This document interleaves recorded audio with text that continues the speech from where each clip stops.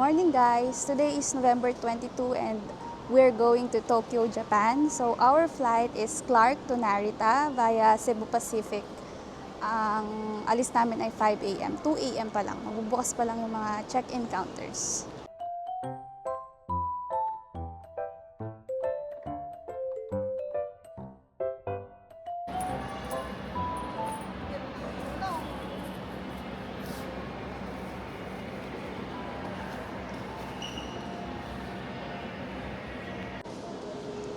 First agenda, magbabayad muna kami ng travel tax. Yan, ang Christmas decor ng Clark. Hello!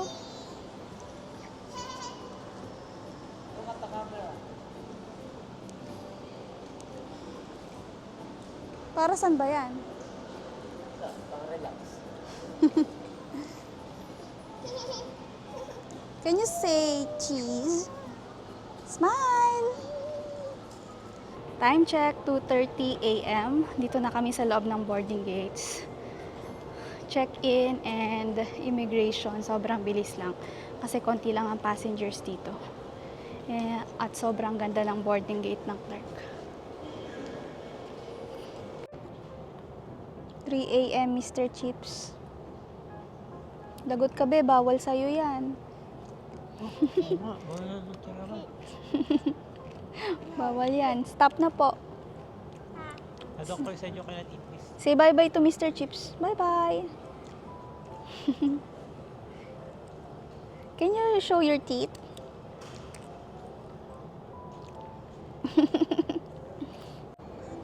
Tulog.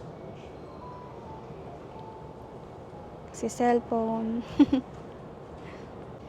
Yung mga essentials na prepare namin, ay tulog. Una, yen. Nagpapalit kami ng peso to yen sa BDO. Ikalawa, SIM card. Bumili lang kami ng SIM card sa Lazada. Tatlo, travel insurance. Yung health card namin, may kasama na siyang travel insurance. Pero sa parents ko, saka sa kapatid ko, kinuhanan ko sila sa GCash. G-Insure for 6 days, 1,200 lang. Good for 3 packs na. And also, pinaka-importante yung QR codes. Una, yung e-travel. So, you can fill out the e-travel form sa egov.ph application. And yung Japan QR code sa Visit Japan web. Boarding time. Hi, baby!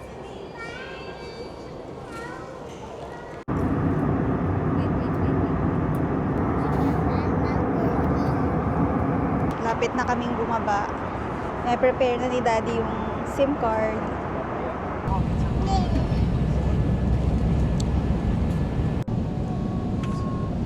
Say hello. Hello. Daddy. Welcome to Japan.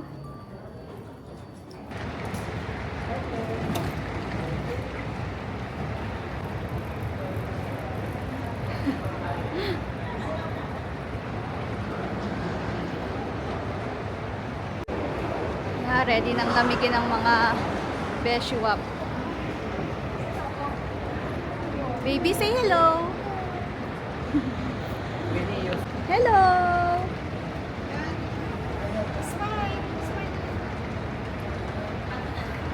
Lunch muna kami dito.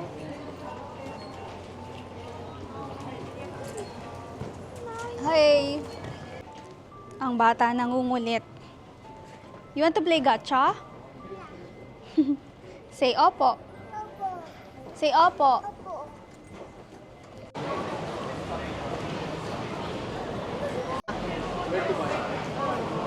Na kami mag-lunch. Bibili na si Daddy ng ticket papuntang Tokyo. Mag-purchase muna ng Suica card si Daddy. Thank you. Please do. Baby Queenie is riding the train. Sumakay na kami ng Sky Access going to Tokyo. Mas mura to kaysa sa Skyliner. 1 hour travel. Baby Queenie watching. Para di siya maingay. Yan, after ng mahabang paglalakad, nandito na kami sa Airbnb. Yan. Sa second floor lang kami.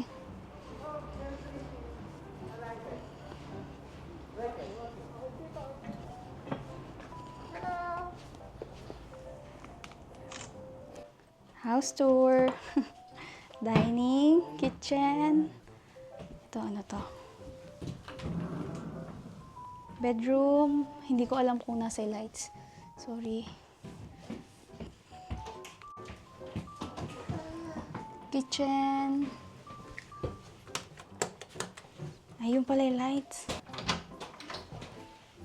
And, yan. Welcome gift ng owner. Mga pagkain. And water. May bathroom towels na. Yan, 4 o'clock. Labas kami. Punta kami ng Sensoji. Magbabus from the Airbnb. Punta kami ng Sensoji Temple. Nag-rest lang kami ng konti. Lamig.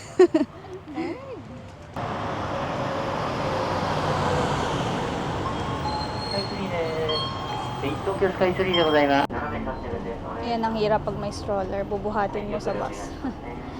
Si Daddy ang taga-buhat.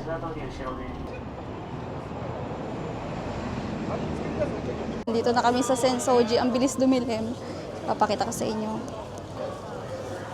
Daming tao.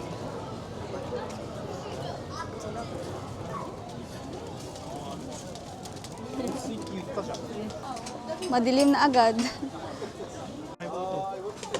5 pa lang guys. Ang dilim na.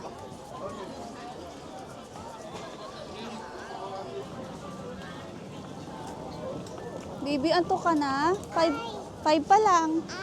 Ice cream? Mochi. Kaya ni Doraemon. Kaming tindahan dito ng food. Masarap yun. Nga, ay matcha.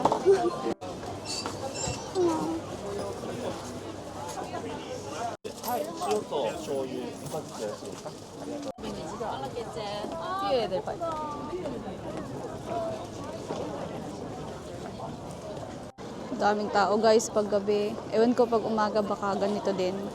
Hirap magkuha ng picture. Ganda. Nabigo kami dito guys. Hindi kami nakapagpa-picture sa Sensoji Temple. Sobrang daming tao. So kung pupunta kayo siguro mas maaga or umaga talaga, 8 a.m. Babalik na lang kami dito para makita din namin yung morning view.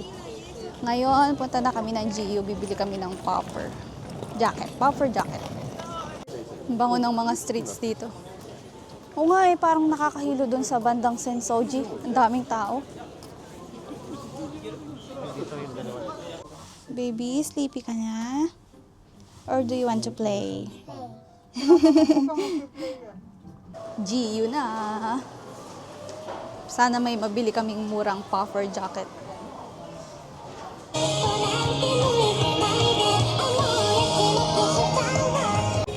Padpad na kami ng Uniqlo guys. Wala kaming nabili sa GU. Mataba yung puffer nila. Pero mura lang, 1,500 pesos. Dito sa Luzon. Meron ba? Spoon. Tapos mag-Uniqlo, grocery naman. Yan, bibili si mama ng mga gulay. Egg and rice.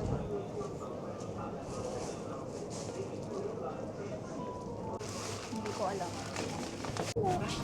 Say hello here. Here in the camera. It's cold here. Best in grocery shopping.